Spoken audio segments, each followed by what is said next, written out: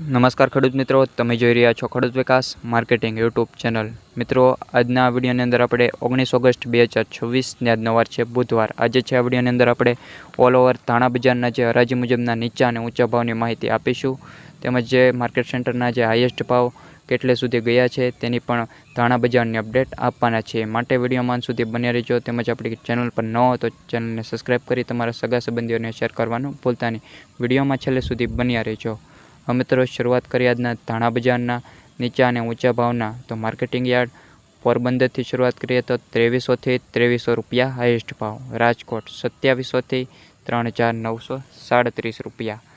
કાલાવડ 2815 થી 2955 રૂપિયા। મેંદરડા 2400 થી 2400 રૂપિયા।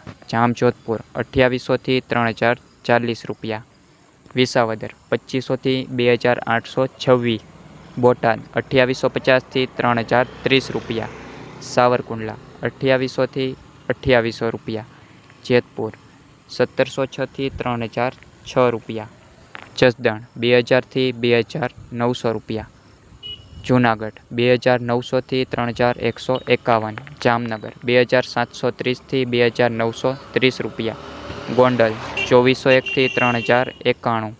જામખંભાળિયા 2670 થી 3025। તળાજા 2695 થી 2695 રૂપિયા।